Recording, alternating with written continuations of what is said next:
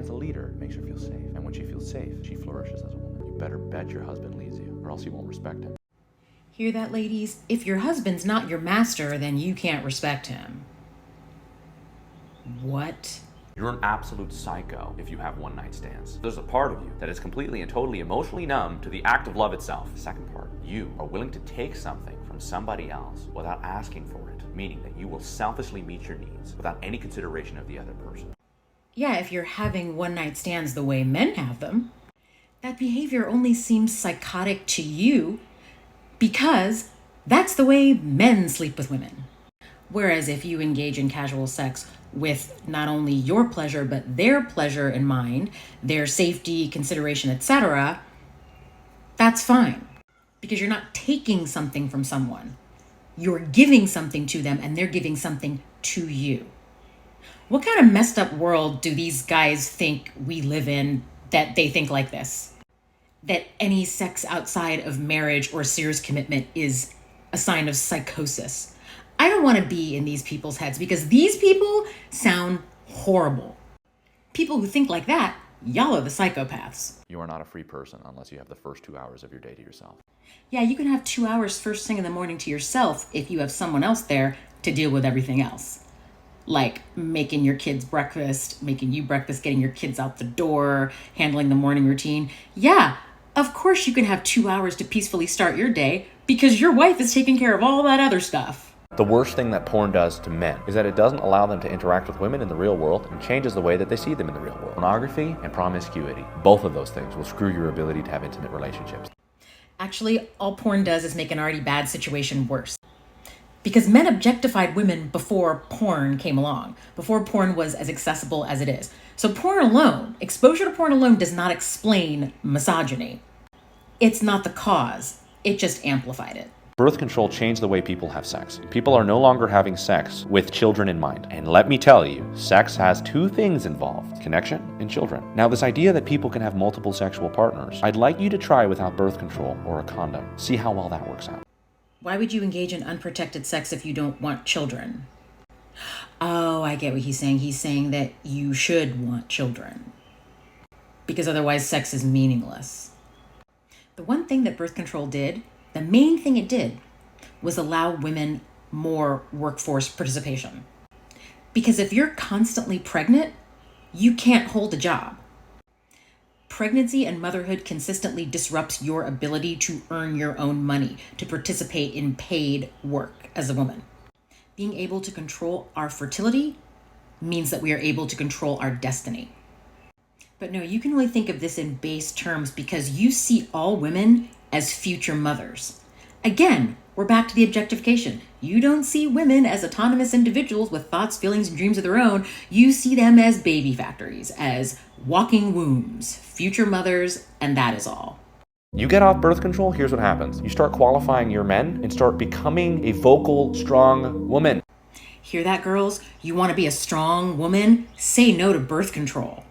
Yeah, freedom is slavery. Women feel safe around men that are psychotic killers. That's part of what makes men so utilizable, is that we are connected to our aggression. If the boundaries are there, then I'm in his heart, then he protects those things. And he would also do that with the children, because I know that he wouldn't lash out on. It's men's propensity for violence that makes them useful? Wow.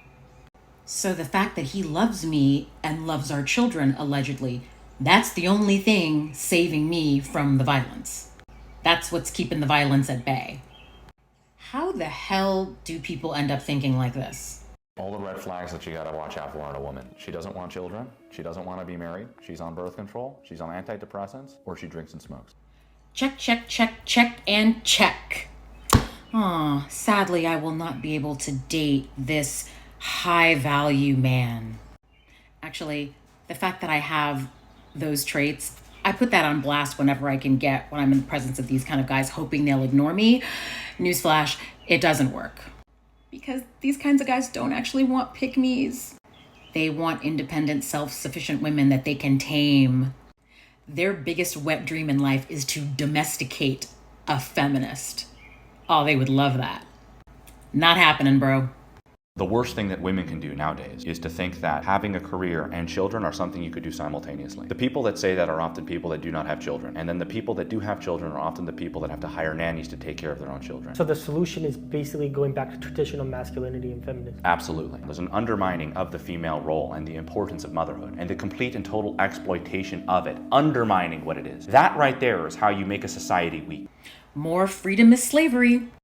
Yeah, the reason we're exhausted is because we're doing both jobs. We're doing our paid work outside and we're doing all the unpaid labor inside. You know what would solve that problem? If men did their share of the unpaid domestic labor and the mental load.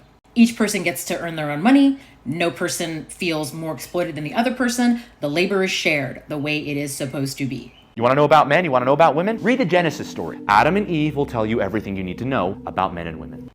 No, it won't. But the Genesis story is instructive in one sense. The Adam and Eve story will tell you everything you need to know about how men who believe in the Bible feel about you. It's very useful for that. So the more that men try to run away from responsibility, the more that men contribute nothing to relationships, the more that men continue proving themselves unfaithful and worthless to a woman who's trying to raise an offspring with them, the closer we get to this idea of hypergamy. That idea only exists in situations where the males are otherwise not useful for anything other than the donation of genetic material. People can't be relied on to do anything other than maybe father a child, because that's all the women can count on in our society, the way that men are acting. And depend on you to be a life mate. Okay, that's fine, but that's really useless to me, like to have you around then. Could have been an option if spending the rest of my life with you meant actually spending the rest of my life with you to my benefit, to both of our benefit, where we would help each other out. We're also, as humans, no longer in a situation where there's a threat around every corner, at least in most countries. So when we talk about America, women don't really need men for survival and or protection anymore. YB is a very intelligent woman, and she used a lot of big words in there that I know a lot of men who watch that video aren't going to understand. So let me break it down for you in small words that all of you can understand. If you don't want to be treated like a walking wallet and a sperm donor, stop acting like one. You accuse modern women of making you feel expendable, like your mental health doesn't matter, like you in the long run don't matter. All the while, it's you who's making you feel expendable. All these markers of masculinity, all the things that the world tells you you have to be or avoid being in order to be a masculine man, devalue you. Our concept of masculinity, that's what's making you feel like a walking wallet or a sperm donor. Because you're told that those are the only things you're good for. Not by us, by you. You made up those rules. And what you can do to fight that is, like she said, bring something more to the table than just money or semen. I don't know, maybe be a partner. Be a partner to the woman in your life instead of being a burden to her. If more of you did that, you wouldn't need $1 million or a 6'4" frame to get one of us to consider marrying you and having your children. Ball's in your court, man.